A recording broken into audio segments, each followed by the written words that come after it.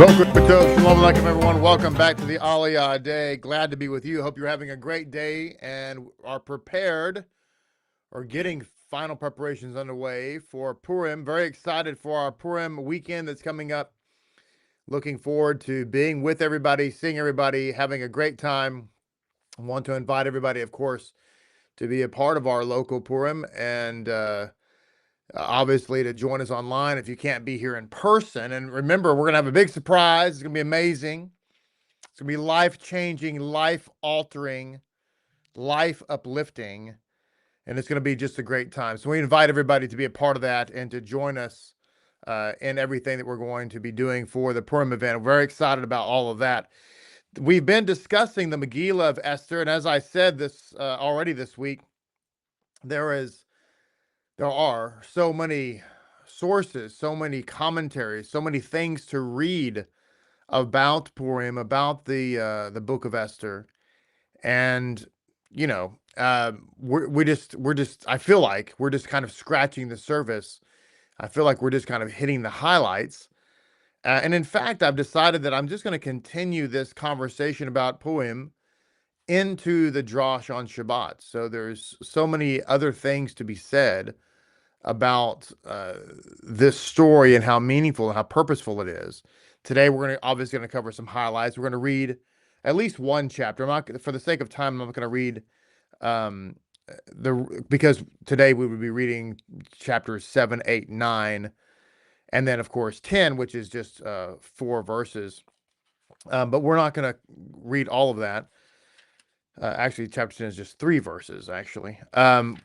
For the sake of time, but we're going to read the chapter that has to do with the downfall of Haman, and we're going to read some insights related to this. Also talk about halacha as it relates to Purim, which I will be covering again, at least in part, during the conversion class, which I will eventually do, God willing, next week. I'm going to try well, I'm definitely going to do one. I was going to say I'm going to try to do 2 if that's possible, but I always say that, and I feel like I overextend myself, but I do try. But anyway, and we will get the 1 done for sure. So before we do anything further than that, though, let's say good morning to everybody and welcome you to the program. Glad that you're here. Hello to Yochanan, and here's Boker Tov to both of you precious souls. Hello, Yonina, who's formerly from Georgia. Good to see you this morning. Hello to you, Kimba Mintz and Heather Wilson. Ahava, Boker Tov, Denise, Boker Tov, Kayla, good to see you. Hope you and Rob are doing great. Hello, Elisheva. There's Rob. Hello. Good morning, Samuel and Sergio.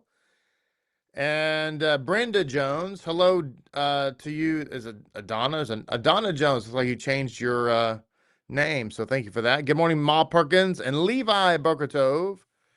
Good morning, Samuel and Nellie Grace and Jean. Sarah and Shane, Boker Tov to both of you. Good morning, Maria and Chris and Crystal. Good morning, Zakin Rayford. Boker Tov to you. Good morning, Zakin Yagal. Hope you're doing well. Good morning, Yitro and Ami and Kathy and Kelt Dog. Hello, Shoshana Brenner. Good to see you this morning to Anna Smith. Boker Tov, Anna Smith.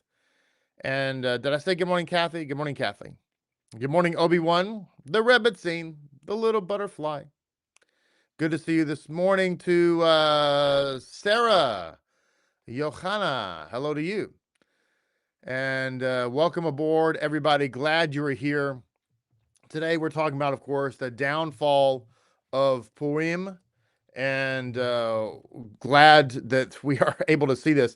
Hello to you, Keturah Boker Tov. Let's read chapter 7 of the downfall of I say downfall of Purim. I meant the downfall of Haman. And then we will get into some insights related to this. So chapter 7 says, so the king and Haman came to feast with Queen Esther. The king asked Esther again on the 2nd day at the wine festival, what is your request? Queen Esther, it shall be granted to you. And what is your petition? Even if it be up to half the kingdom, it shall be fulfilled. So Queen Esther answered and said, if I have won your majesty's favor, and if it pleases the king, let my life be granted to me as my request, and my people as my petition. Hello, Micaiah. Good to see you. For we have been sold, I and my people, to be destroyed, slain, and exterminated. Okay. Had we been sold as slaves and servant girls, I would have kept quiet, for the adversary is not worthy of the king's damage. Thereupon King Ahasuerus exclaimed and said to Queen Esther, who is it? Where is the one who dared do this? And Esther said, an adversary and an enemy, this wicked Haman. Now, Haman trembled in terror before the king and queen. The king rose in rage from the wine feast and went into the palace garden, while Haman remained to beg Queen Esther for his life, for he saw that the king's evil determination against him was final. When the king returned from the palace garden, the banquet room, Haman was prostrated on the couch upon which Esther was. So the king exclaimed, would he actually assault the queen while I am in the house? As soon as the king uttered this, they covered Haman's face. Then Harbonah, one of the chamberlains and attendants of the king, said, furthermore, the 50-cubit high gallows which Haman made for Mordecai, who spoke good for the king, is standing in Haman's house. And the king said, hang him on it. So they hanged Haman on the gallows which he had prepared for Mordecai, and the king's anger abated. It's amazing. Now it goes on to say in chapter 8 that that very day, King Ahasuerus gave the estate of Haman, the enemy of the Jews, to Queen Esther. And Mordecai presented himself to the king, and Esther finally disclosed to the king who Mordecai was to her. And it says here in verse 2, the king slipped off his signet ring, which he had removed from Haman, and gave it to Mordecai. And Esther put Mordecai in charge of Haman's estate. So everything that was the enemy has stored up for himself has now come into our possession. Boker Tov to Hulda, and good morning to you. Baracha, welcome aboard. So let's look at some insights here as we relate this story. We see now the downfall of Haman, the next or last two chapters, 3 to include chapter 10, of course, really deal with Mordecai and Esther's ascendancy, as well as their retribution against people who were going to kill them. And in addition, there were many, many thousands of people who converted to Judaism at this time because of what happened. And that I think is a point that is very often missed in the story of Purim. We talk about, God's unseen hand. We talk about Haman being killed. We talk about the joy of Purim and what that means with everything I just said. The mystery, the story, all the things. But one thing that's not mentioned very much is that that many, many people converted to Judaism at this time. Many thousands of people. So that's really remarkable if you think about the power and the importance of the story of Purim. This story, this event, led to people becoming Jews, accepting upon themselves the mantle of Judaism. And I think we're going to see in just a moment that what is the real gift of Purim, and how that relates to us. So we're gonna dive into that in just a moment. But let's begin here with this reminder. Really, this insight I read is really just a reminder to all of us of what was the real reason for Purim. We look at the Purim story, and in the story we see that Haman got mad. He got his feelings hurt. He got frowny faced, because Mordecai would not bow to him. And as a result, he wanted to take out his anger upon Mordecai and upon Mordecai's people. And of course, the backstory is that Haman's father was killed brutally by the prophet Samuel, as were all of his people. Haman really is the last of the Amalekites. And, he wants to take out his revenge upon the Jewish people for killing all of his people. Okay, Haman is the last of the Mohicans. But the sages point out and that's not really the reason for Purim. The true reason, they say, for Purim and the destruction that threatened Israel was that 9 years earlier, the Jewish people had ignored the warnings of Mordecai and his fellow Jews not to indulge in forbidden foods and acts at the lavish feast of Ahasuerus. This is something else I want to mention. The events of the book of Esther occur over a 9-year period. And I think that's really a great context for us to think about. Because when we think about the story, we think, oh, this all happened, within a couple of weeks.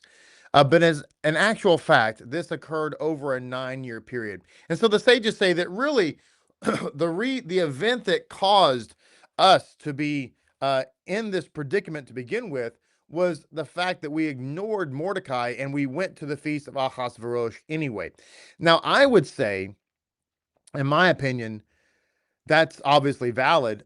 And what about the fact that when Cyrus, remember Cyrus preceded Ahasuerus as king, Cyrus gave the edict to rebuild the second temple, but only 42,000 Jewish people went to Israel to start doing that.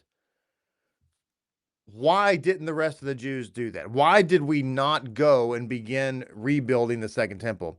Now, by the way, I want to mention, because I saw the chat afterwards and somebody had raised the question of confusion, and rightfully so. I said that that Daniel is actually in our story of Purim here. He's under the name Hatach.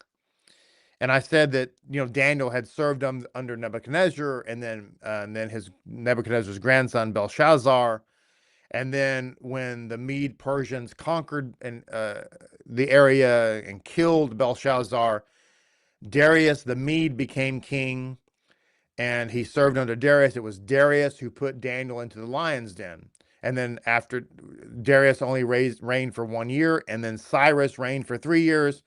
And then after Cyrus came Ahasuerus, and Daniel's there the whole time. Somebody said, well, I'm confused. I thought Darius was the child of Ahasuerus and Esther. And the answer is that is the case. Yes, Darius was the child of Ahasuerus and Esther. Therefore, the Darius that threw Daniel into the lion's den is obviously a different Darius. So it's the same name, different person. Just want to point that out. So it says here in this commentary, let Jews be loyal to their government, yes, but let them not set aside their Torah to do so. Okay? Let that be a lesson to all of us Jews. We are actually commanded that when we live in the diaspora, we're supposed to be loyal to our government, yes, but not at the expense of Torah. It says the people would not listen. They argued that Ahasuerus would never understand their abstinence. He would accuse them of disloyalty, of planning secret conspiracies to return to Eretz Israel. If their loyalties were to Jerusalem rather than Shushan, then they would be branded as traitors, and the punishment would for treason is rather death. Okay, but Mordecai had said otherwise, that's not the case, and this is something that we as Jewish people have often in our history fallen prey to. The Reformed Jewish movement, which really isn't a Jewish movement at all, began in the 1800s in Germany, ironically. The purpose of the Reform movement was to basically, and by the way, it was created by Jews who wanted to essentially be secular. It was created by Jews who wanted to erase Judaism from Jews. So, yeah, there's a semblance of Jewishness, I guess. You know, you go to there are Reformed synagogues, and there are prayers and what have you that are, you know, said at those synagogues. But by and large, in a Reformed Jewish context, nobody keeps kosher. Nobody wraps tefillin. You don't wear, a talit gadol. Usually, you wear the little girly shoulder shawl talit, which isn't a talit. Nobody wears tzitzit. Halakha is not followed. Circumcision is not necessarily required. Um, you know, a lot of times, Reform synagogues will embrace female rabbis. A lot of times, those female rabbis are lesbian. They're famous for being LGBTQYZRT197 friendly and all that kind of stuff. So it's just a big mess. But the point of all of that back in the day was to just not be Jewish, be Jews who weren't Jewish, basically. Why? Because the idea was, if we were Jews who weren't Jewish and we just looked and acted like everybody else, then everybody would love us. Yeah, I mean, so if you're just secular, but you just happen to be Jewish, nobody will care. You eat the shrimp with them, and you dance around the tree with them, and you hold hands and sing Kumbaya with them. The irony is that this, as I said, began in Germany in the 1800s, and of course, Germany was the epicenter of the Holocaust. The lesson to us is that abandoning Torah is never the answer. It's never the answer, okay? Under any circumstance. In fact, it only exacerbates the problem. The truth of the matter is that when we stay faithful to Torah, that's when we prevail. That's when we live. As it says here in this insight, on the divine scales, Mordecai's judgment was right. Jews do not survive by committing spiritual suicide. For if a Jew lacks pride in his Jewishness, by what virtue does he deserve the right to preserve his separate identity? Of course, Reformed Jews don't really want a separate identity.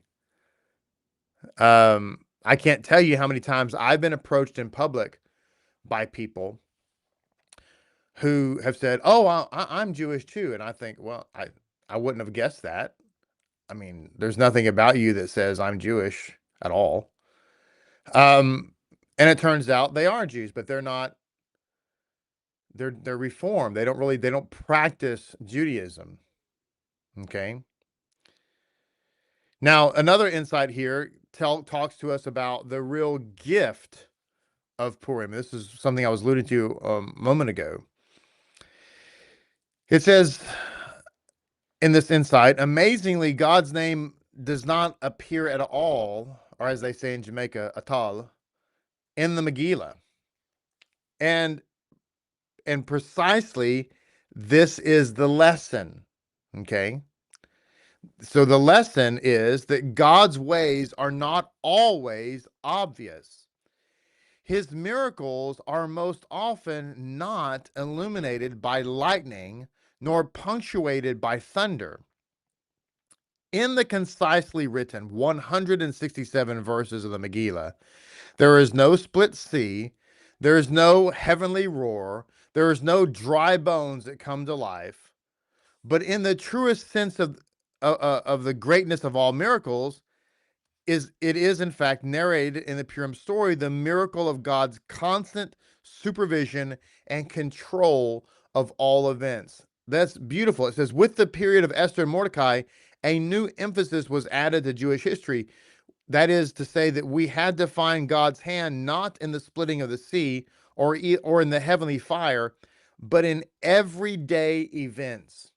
You see, the gift of Purim, what was really infused into our soul was Ein Od Milvado.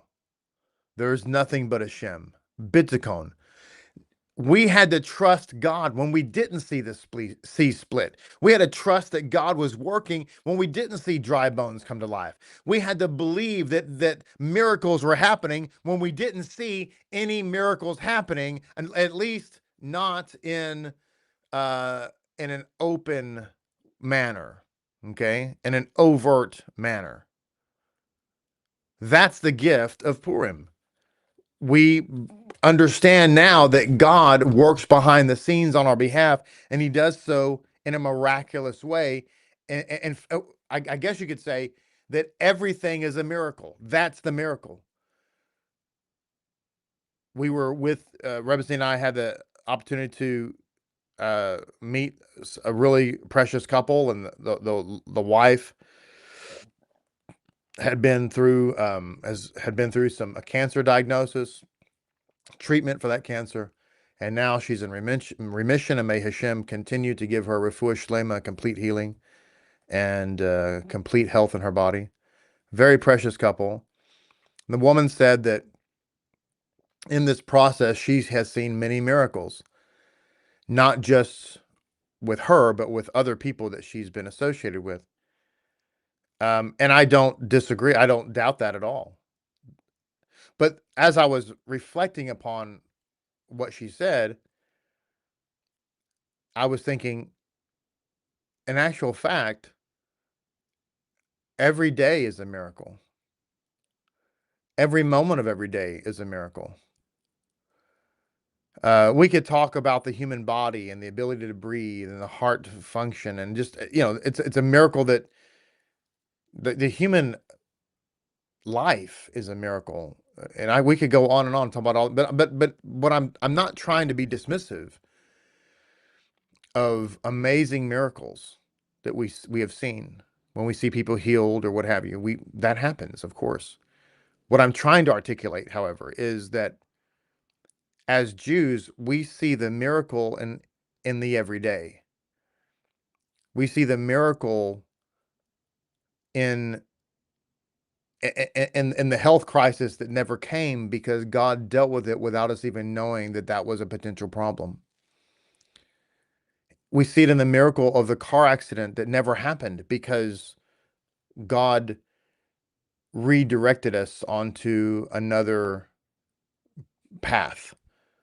We missed our exit, and we were frustrated at the moment because we missed our exit, until we reminded ourselves that probably the reason we missed our exit was because, had we taken that exit, maybe there would have been a car accident that might have happened, God forbid. So God redirected us. See, it's that type of miracle. That's the gift of Purim. That's what it supplanted in the human heart, in the Jewish heart, I should say. Another insight here.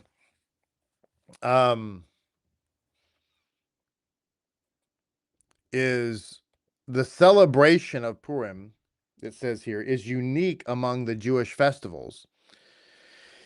Purim is celebrated with an excess of food and drink and frivolity. As I said before, in a lot of cases, it was celebrated like a carnival. And this is because we are marking a time when our physical lives were threatened. So therefore, since our physical lives were threatened, we respond by indulging, so to speak, in the physical.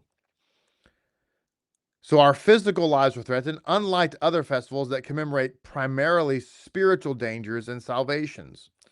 Furthermore, Purim is a holiday of Jewish fellowship as well, because among the tools that forged the miracle were a sense of communal responsibility, a sense of concern for the plight of every Jew. So the requirements of the day included gifts to friends and to the poor, For indeed, we are one, and we must take positive steps to remain one. That's a beautiful insight into the holiday itself. Again, something that's not often discussed. I mentioned that on Shabbat, that in actual fact, the time of gift giving in Judaism is Purim, not Hanukkah. Is it wrong to give gifts at Hanukkah? No. But giving gifts at Hanukkah is not germane to the holiday.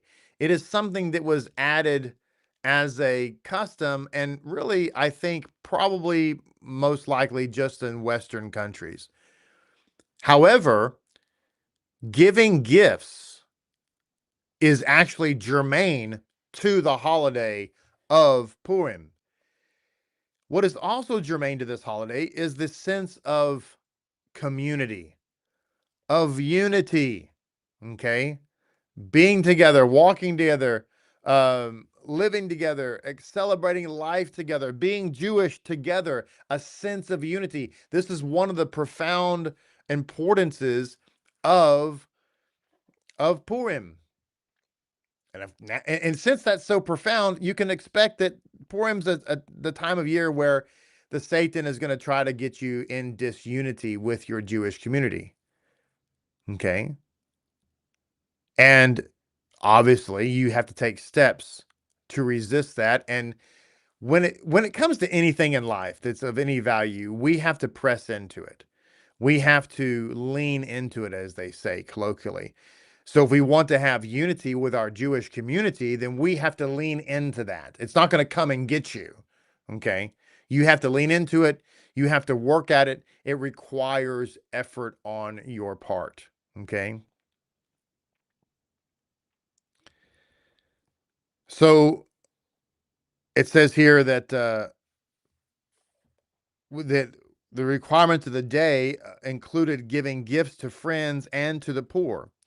Safest Amos taught, Safest Amos taught, Purim is indeed aimed primarily at Jews without their temple, for it shows them how to live and survive in a hostile environment where survival is in question and where God's presence may seem to be absent.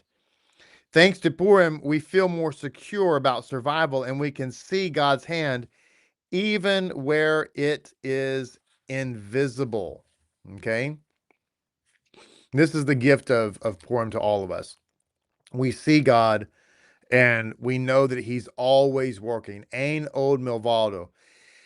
He gives a lot of comfort to us and can really help us to overcome a lot of frustration.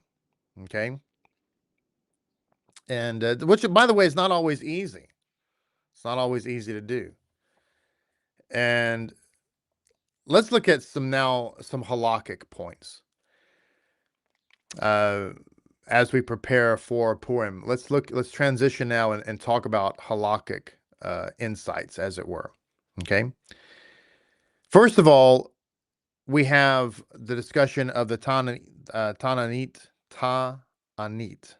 Esther, which is the fast of Esther. This occurs on the day preceding Purim, which in this case, this year, would be Monday. So it's really the day of the Megillah reading, okay? Because the Megillah reading starts at nightfall, and therefore, the day before the Megillah reading is the day before Purim.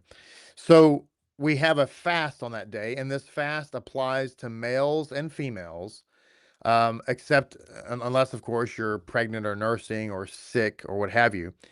And it does not apply to if you happen to be somebody who's in your marriage week of the Sheva Barakot, then of course it doesn't apply to you. But everyone else, we all fast on this day to commemorate the fast that Esther and the people of Shushan took upon themselves. People of Persia, really Jews in every province. But it also is a fast to remind us of our need for God to be working in every situation behind the scenes. On the eve of Purim, the home should be prepared before Purim as before every Yom Tov. The table should be set for the evening meal. Candles should be lit, but there's no blessings for lighting the candles. The Shabbat clothing should be worn. Of course, we wear costumes and things. In other words, we prepare to hear the Megillah reading. This is talking about the Megillah reading itself. We give the half shekel. The half shekel, the makatzit hashekel, is given before Purim. This would be prior to the Megillah reading. People often here, customarily, give the half shekel as they're coming to hear the Megillah. This is the obligation for this is on the men, okay, bar mitzvah age and up. However, women can give the half shekel if they would like to. It is just not required of them. It's because the half shekel was required of the men and not the women. The Megillah reading itself is a requirement for everyone, male and female. Everyone is required to hear the Megillah reading at night and again at daytime. Therefore, even those who are single girls, who do not usually attend synagogue service necessarily, maybe, should go to the shul on Purim. That's, in our case, single women, of course, do attend the synagogue, but I guess in some cases that wasn't the case. But in any case, how many times can you say case? In any case, everyone is required to hear the Megillah. The one who is reading the Megillah, in our situation, we have multiple men who read the Megillah publicly. The reader of the Megillah must have in mind that his reading will fulfill the obligation of those who listen to it. Similarly, the listener must intend to fulfill his obligation. So the reader has to have the intention in their mind that they are fulfilling a mitzvah, and it must be, they must have the kavanah associated with that. Moreover, it says the listener must hear every word, for even a one-word lapse invalidates his fulfillment of the mitzvah. It goes on to say here, therefore, the reader should be careful not to begin reading after Haman's name until the Talmud has stopped completely. So there's only two places or 2 points during the reading at which the congregation does anything, right? So to speak. The first is, of course, when we hear the name of Mordecai, everybody cheers. Yay! And when we hear the name Haman, we boo or use a grogger, stomp our feet or something like that. And the reason for that is because we want to erase Haman's name. But those are the only 2 names that we react to. Those are the only 2. The reader here should only begin reading again when the tumult from those 2 events quiets down, so that everybody can hear the reading of the Megillah, every word of the Megillah. Now, there's 2 places where something special takes place in the reading. When the reader reaches the verse in chapter 6 and verse 1, when it says, that night he, by Lahahu, he should raise his voice, because this is when the miracle really starts to become evident and when the tables start to turn. And likewise, in chapter 9 and verse 26, he should raise his voice and shake the Megillah slightly. The reader should recite the passage that names Haman's sons, if possible, all in one breath. That occurs in chapter 9. And that's not exactly an easy thing to do, because there are 10 sons and obviously 10 names. So it's somewhat challenging. Mishloach manot, these are the gift baskets. There's no halakha with respect to how big the gift basket need be. The only requirement based on the halakha and the wording is that the minimal requirement is that you have to give someone, just one person, doesn't require you to give everybody something, but you are required to give one person a gift basket or bag or box of two foods that are ready to eat. Okay. So simplistically, just to give you an example, you could give somebody a gift basket of a bottle of wine and a loaf of bread, as an example. Doesn't have to be, or it could be anything you wanted it to be. In a synagogue setting, realistically, not everybody has the finances to give everybody in the shul a gift, a mishloach manot. So please, if you don't receive a mishloach manot from somebody who gave somebody else a mishloach manot, don't be offended by that, okay? Because maybe they would like to have given you a mishloach manot, but they don't have the finances to give you a mishloach manot. But everybody should listen and understand that your requirement, the minimal requirement, is to give one gift basket or box or bag that contains two ready-to-eat food items to somebody, okay? Now, if you want to do more than that, if you want to do like the giant basket that has 20 things to eat in it and you want to give it to 50 people, great. You can do that if you'd like. Also, we are required to give a special tzedakah, matanot le'avanim, a special tzedakah. And this tzedakah must be two separate gifts to two separate people, okay? The amount of the gift is whatever. The minimal obligation is a penny. You could give 1 penny to 2 people and fulfill your mitzvah of tzedakah. But clearly, obviously, we would all agree that's probably not the right spirit. But again, it doesn't have to be $100. It doesn't have to be 50. It could be whatever you have. But it needs to be given to 2 people, or 2 entities, if you will. Now, we are going to be giving tzedakah to Rabbi Glick's ministry in which he helps and blesses widows and orphans. And if you would like to, if you'd like for that to be one of your tzedakah points, then that would be great. You can give to the shul, let Keturah know that that's what you're doing, and we'll just put that in with our gift to Rabbi Glick. Now, your minimal obligation is 2 people, 2 amounts of tzedakah. Can you give more? Oh, sure, you can give more, of course. If you're someone of means and you want to bless more people, that's fine. You should give it to the poor, okay, or to someone in need. What if there's nobody poor that you know of?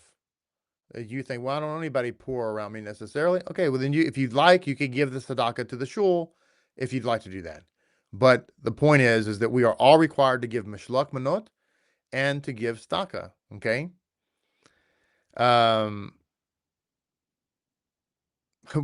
and I, many years ago, were in a Jewish community and a Jewish market. And we ran into this lady, and God love her, bless her heart, as we say here in Texas and the South. Not everybody is all there all the time. And so this precious lady said to us, it was Purim time. And she's like, to get the mishloach manot and all these things, and tzedakah. I don't do it. Why I don't do it? Because it's just too expensive and I don't have the time. And I thought to myself, you've kind of missed the point. Also, to round this discussion out today with our halakha, we will conclude here that we are also obligated to eat and drink and be joyous on Purim Day. We are supposed to have a special seuda, a special meal. There is no requirement, contrary to popular belief, there is no requirement to get drunk, God forbid. In fact, getting drunk is forbidden, expressly forbidden in Torah. But we are obligated to eat and to drink and to be joyful. Do you have to drink alcohol? No, you don't. You do not. but we are required to be festive, um, to eat special foods, to eat treats. I was reading a book that I have on Purim and how it was celebrated in other communities in England, and actually one of the communities that was mentioned was Benghazi, in the 1600s, 1700s, and 1800s, and different time periods. And basically, they just had uh, a smorgasbord of food, treats, sweets, special food, special meats, beans, different things. The point here is there's no requirement to have this food or that food, but it's important that we have a festive meal, a joyful meal, and we be happy. We celebrate happiness.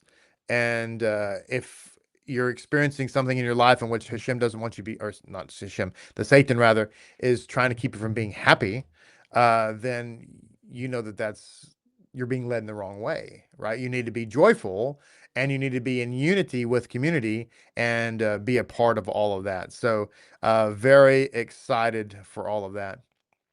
Yeshua Love, let me go ahead and put your little question up here as we're getting ready to conclude today. Where in Texas are you? Thank you for asking. We are in essentially Fort Worth. We're in Saginaw, Texas.